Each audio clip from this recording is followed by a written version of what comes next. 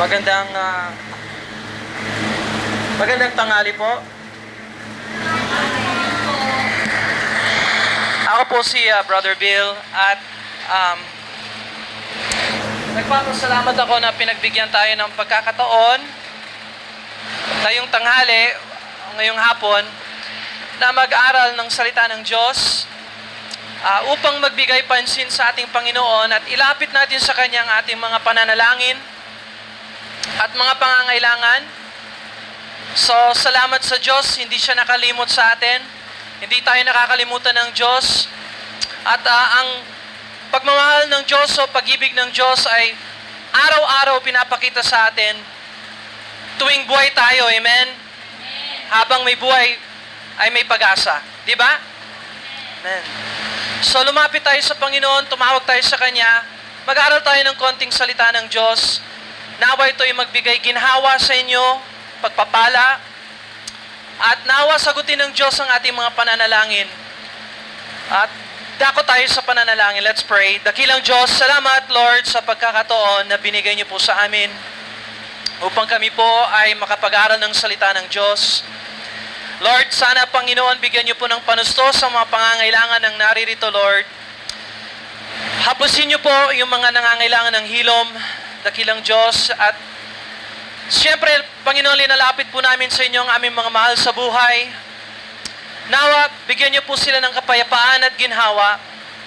At nawa, Panginoon, ang oras na ito ay hindi po namin isayang at ilagay niyo po sa aming isip ang isip ng Diyos sa pamamagitan ng salita ng Diyos. At ang banal na Espiritu Santo, ang siyang kumilos sa aming kalagitnaan upang magbigay ng mga salita na magiging hamon at gabay, mga salita na magbibigay ng tunay na tulong at kapayapaan galing sa inyong trono. So dakilang Diyos, i-bless niyo pong bawat isa na nandito. Ito pong aming dalangin, linisin niyo po kami sa aming mga kasalanan sa pamamagitan ng dugo ng Panginoong Jesucristo, Lord. At ito pong aming dalangin, in Jesus' name, Amen and Amen. So, babasa lang ako sa aklat ng Genesis chapter 3. So, ang aklat ng Genesis ay ang pinakaunang aklat ng Bible. Wala akong Bible para maibigay sa inyo. Sana meron. Sana sa hinaharap magkaroon ako ng mga Bible na pwede kong ipamigay. Ipag-pray ninyo na mag-supply ang Panginoon ng ganon. Para lahat tayo ay may kopya ng salita ng Diyos. Pero sa Genesis chapter, ang aklat ng Genesis ay patungkol sa simula ng lahat. Nung sa unang oras, sa unang time, in the beginning, God created the heaven and the earth, sabi ng Bible. So Genesis chapter 1, nilikha ng Diyos ang lahat. So, ang aklat ng Genesis, ang ibig sabihin ng salitang Genesis ay simula. At ito ay ang salaysay ng pagsimula ng lahat ng mga bagay, time, matter, space, energy, maliban lang ang Diyos. Sapagkat ang Diyos ay hindi katulad natin, ang Diyos ay walang simula at walang katapusan. Pero tayo bilang nilikha ng Diyos, tayo bilang ginawa o nilikha ng Diyos sa kanyang larawan, tayo ay may pinanggalingan, may pinagmulan, at meron din tayong katapusan. At grasya ng Diyos kung bigyan nating pansin ang katapusan natin dito sa lupa. Grasya ng Diyos kung bigyan nating pansin ang huling wakas ng buhay natin, sapagkat wala pa tayo doon, pero papunta na tayo doon. Lahat ng tao ay patungo doon. At balang araw, haharap tayo sa ating manlilikha. At nawa, before na tayo ay humarap sa ating manlilikha, bigyan niya muna tayo ng pagkakataon na maituwid natin ang ating mga kasalanan at pagkakamali sa pamamagitan ng kanyang anak na si Jesucristo, na siyang isinugo ng Diyos upang maging ating tagapagmagitan, ating tagapagligtas, ating tagapalit. Kumbaga, inangkin ng Panginoong Jesucristo ang ating mga kasalanan. Kinuha niya sa kanyang sarili ito, kaya siya namatay sa krus, inaipako, bilang tubos para sa ating mga kasalanan. Siya ang kordero ng Diyos. So sa lumang tipan, inialay ang mga hayop, mga kordero sa tabernakulo nung kapanahonan ni Moises at pinagpatuloy sa kapanahonan ni Solomon sa temple. Pero nung dumating si Jesus Christ sa bagong tipan at siya ay pinako sa krus, magmula nung nagpako siya sa krus, wala nang bisa ang pag-aalay ng mga hayop o tupa, sapagkat ang kordero ng Diyos na si Jesus Christ ay siyang nagbigay wakas sa batas. At ngayon, ang tao na sa kanya sumasampalataya, sila ay pinawalang sala ng Diyos. Sila ay ginawang matuwid ng Diyos dahil sa kanyang gawa. Hindi dahil sa ating sarili. At hindi dahil sa ating mabubuting gawa. Kundi dahil sa kanyang grasya. Amen? So, may grasya talaga sa Diyos. So, Genesis chapter 3. So, magsisimula tayo sa Genesis 3. At ang gusto kong pakita sa inyo dito ay yung verse number 7 hanggang verse 13. Pero, mas mainam kung simulan ko na lang sa verse 1. Genesis chapter 3 verse 1, at ang ahas nga ay higit na tuso kaysa alinman mga mailap na hayop sa parang nanilikha ng Panginoong Diyos.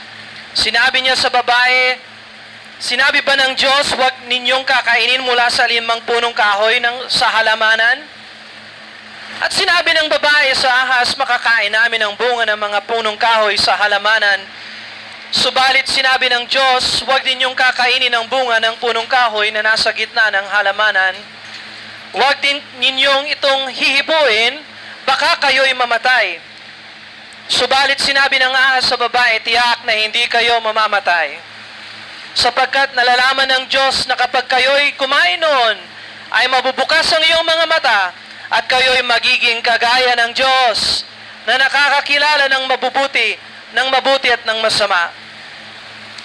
So ito ay yung kasinungalingan ng ahas sa hardin. Doon ito sa pinakaunang mga tao na nilalang ng Diyos sa lupa, si Adan at si Eva. Si Adan galing sa alabok ng lupa at binigyang hinga ng Diyos ng buhay, at ang tao ay naging isang buhay na kaluluwa.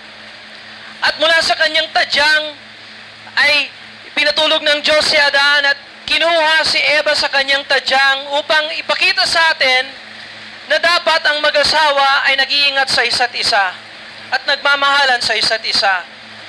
Kaya siya nasa tadyang ay dahil hindi siya nasa paanan para tapakan ng tao, kundi siya ay nasa gilid upang alagaan at bigyang pagmamahal malapit sa puso.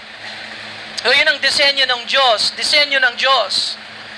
Subalit nagkataon na nakinig si Eva sa isang ahas at nakita ni Eva ang prutas na ipinagbawal ng Diyos at ninais niya ito at kinain niya ito labag sa kautusan ng Diyos. So nagawa ito ni Eva sapagkat siya ay niloko ng isang ahas. Ganon din ang kwento ng lahat sa atin. Niloko tayo, dinaya tayo ni Satanas.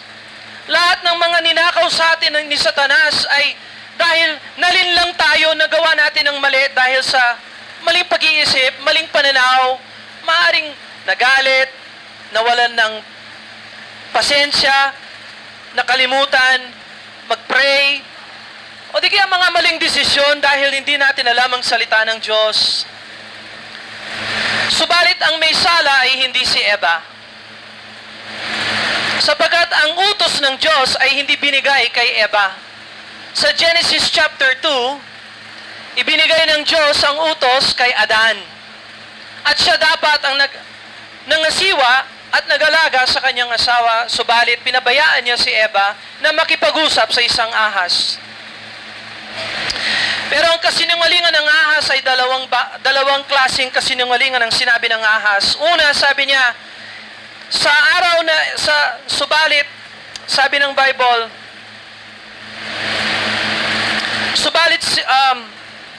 sinabi ng ahas sa babae, tiyak na hindi kayo mamamatay. So yun ang unang kasinungalingan ng ahas, ang kawalan ng kamatayan. Hindi kayo mamamatay. Sumaway kayo sa Diyos, walang mangyayari sa inyo. Yan ay kasinungalingan ng ahas. Hindi kayo mamamatay. Now, sa Genesis chapter 2, sinabi ng Diyos kay Adan, sa araw na iyong kainin ito, kayo ay mamamatay. Pero sabi ng ahas, hindi kayo mamamatay. Salungat siya sa Diyos. Si Eva naman, hindi naman siya salungat sa Diyos, pero iniba niya ang salita ng Diyos. So kaibigan, kung hindi tayo pumapanig sa salita ng Diyos o pinapalitan natin ang salita ng Diyos or di kaya salungat tayo sa salita ng Diyos, lagot tayo, wala tayong laban. Sa spiritual na kalagayan natin, bagsak tayo palagi. Kung nakakalimutan natin ang salita ng Diyos o hindi natin binibigyan itong pansin, sinasalungatan natin ang salita ng Diyos o baga, kahit napalitan lang ito ng konti, basta naurong ng ahas si Eva sa pwesto ng salita ng Diyos, kahit na bahagya lamang, ay natisod ang buong sangkatauhan. So, ang sabi ng demonyo, walang kamatayan. So, ngayon, maraming naniniwala talaga na walang kamatayan. Maraming naniniwala na kapag ang tao ay namatay, babalik din siya. Narinig na ba ninyo yung tinatawag na reincarnation?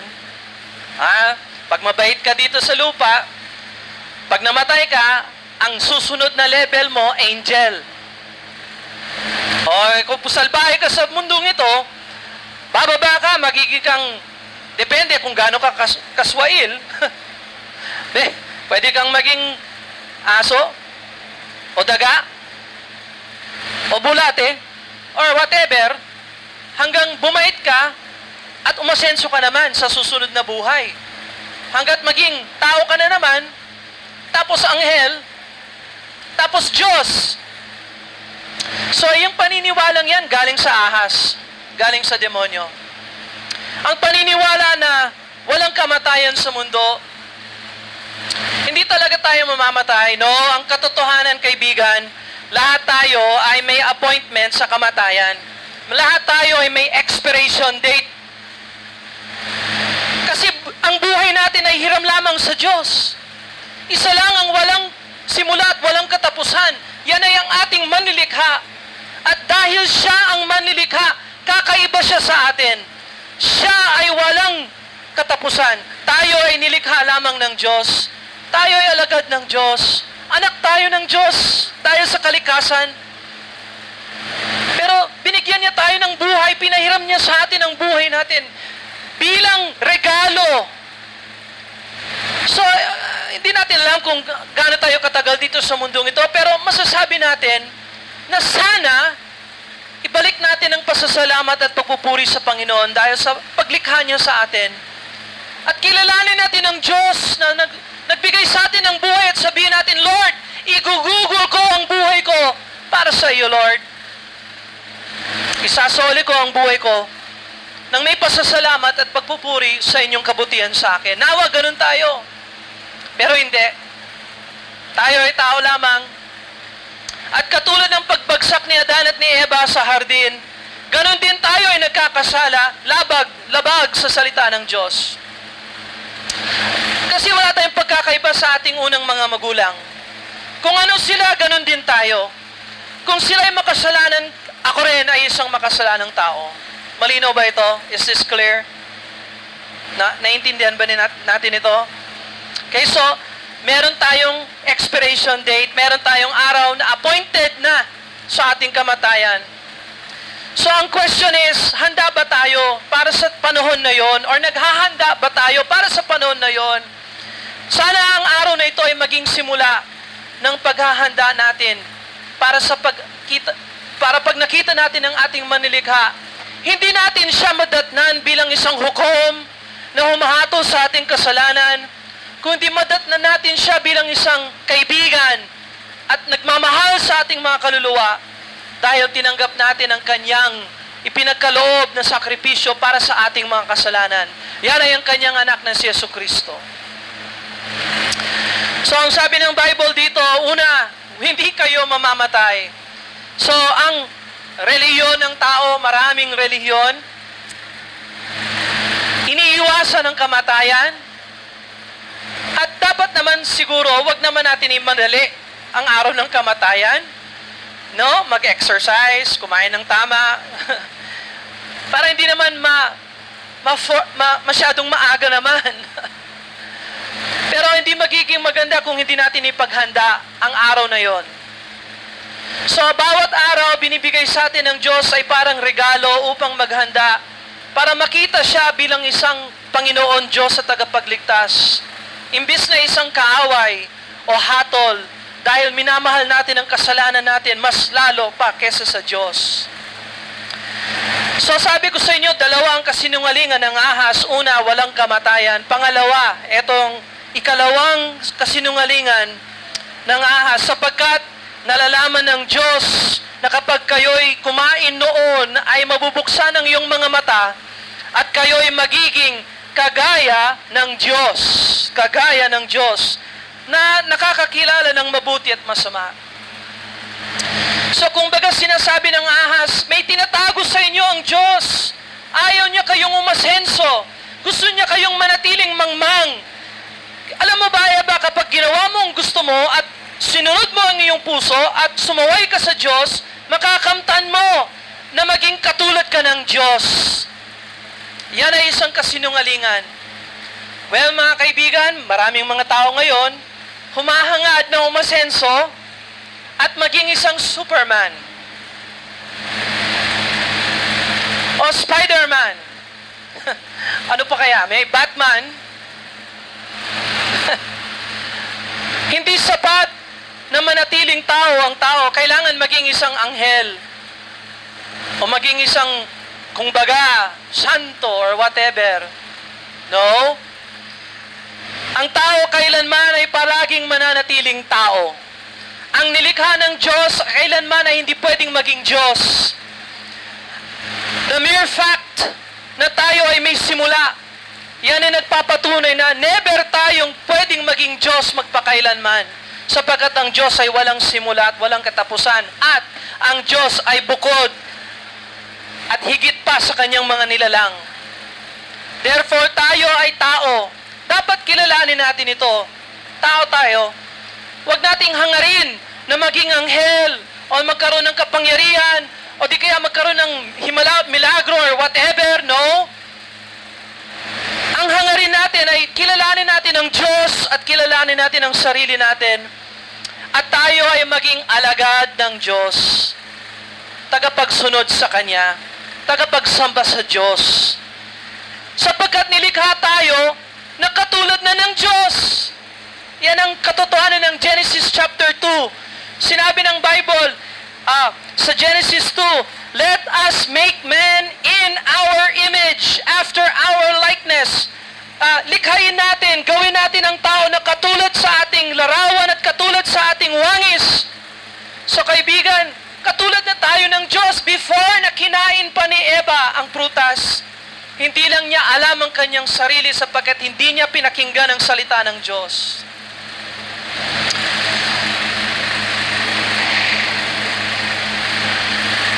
Kasinungalingan ng demonyo, number 2, ay magiging katulad tayo ng Diyos. So kaibigan, ang payo ko sa salita ng Diyos ay huwag nating hangarin na tayo ay maging Diyos, kundi hangarin natin na tayo ay magpasakop sa Diyos. Amen? Magpasakop tayo sa Panginoon. Siya ang Diyos, hindi tayo. Siya ang nakakaalam ng lahat, hindi tayo. Kailangan lumapit tayo sa Kanya, humingi tayo sa Kanya ng kaalaman. Humingi tayo sa Kanya ng pabor. Tayo ay Kanyang nilikha. At kaya lahat tayo ay mahalaga sa Diyos, hindi dahil sa antas ng buhay natin, kakaya natin, pera natin, kayamanan natin, edukasyon natin. Ang kahalagahan ng tao ay dahil siya ay nilikha sa larawan at wangis ng Diyos. Therefore, kahit na wala ka nang gawin sa buhay, mahalaga ka pa rin sa mata ng Diyos. Sapagkat ikaw ay binigyan ng buhay at may layunin ng Diyos para sa iyo. Huwag mong kakalimutan yon. Huwag mong tingnan yung mga bagay na mali o kulang No, tingnan mo ang salita ng Diyos na nagsasabing, may halaga ka. Mahal ka ng Diyos at may layunin ng Diyos. Kaya ka nilikha ng Diyos at linagay sa lupang ito upang ikaw ay magbigay ng kaluwalhatian sa iyong manlilikha. Amen? Yes. Iyon ang purpose ng Diyos.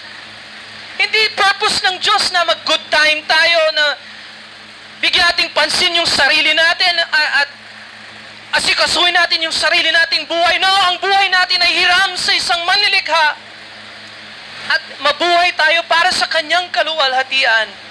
Doon mo makikita ang layunin ng Diyos. Revelation chapter 4 verse 11, Thou hast created all things, and for thy pleasure they are and were created. So, nilikha tayo ng Diyos para sa kanyang pleasure.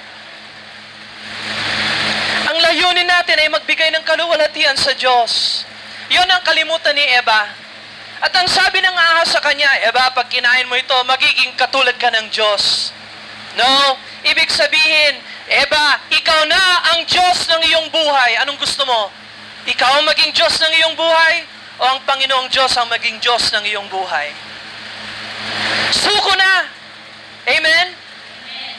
Huwag mo nang sasabihin, ako ang gagawin ko ang gusto kong gawin at ako ang magiging Diyos ng aking buhay. Hindi ho ganyan ang katotohanan. Hindi ganyan ang buhay.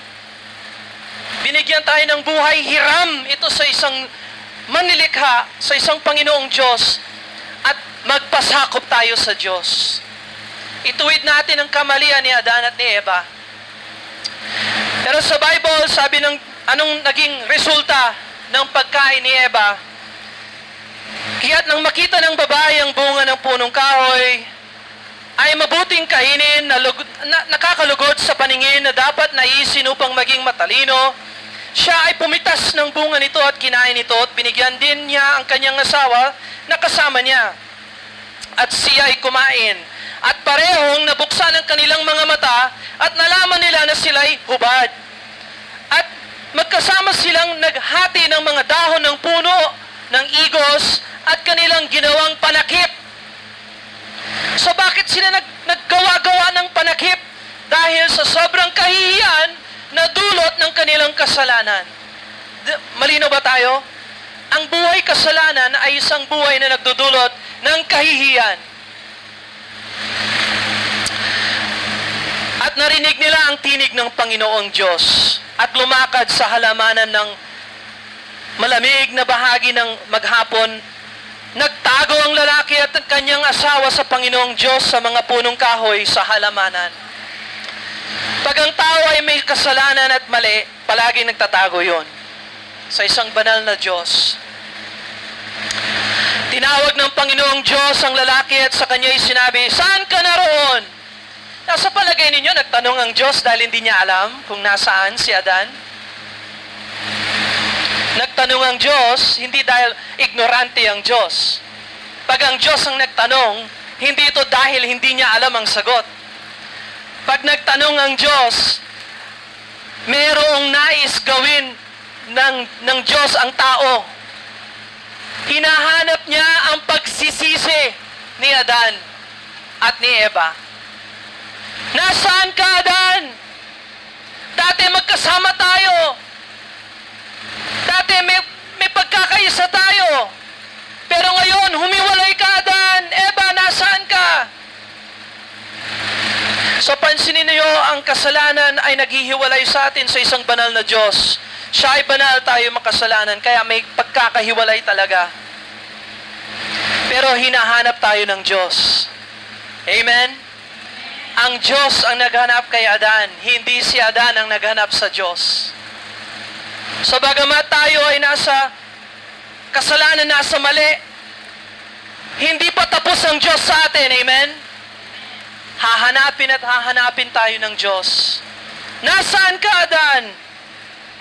Sinabi niya, narinig ko ang iyong tinig sa halamanan at ako'y natakot, sapagkat ako'y hubad at ako'y nagtatago. At sinabi niya, sinong nagsabi sa iyo na ikaw ay hubad? Kumain ka ba ng bunga ng punong kahoy na iniutos ko sa iyo na huwag mong kakainin? At sinabi ng lalaki, ang babaeng binigay mo sa akin, makakasama sa akin ang makakasamang nagbigay sa akin ng bunga ng punong kahoy at ito'y aking kinain.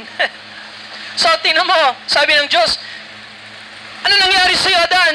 At sinabi ng Diyos, yung babae na binigay mo sa akin, pambira, sinisi pa ni Adan ang kanyang asawa. Kaibigan, walang mapapala kung palagi nating sinisisi ang iba.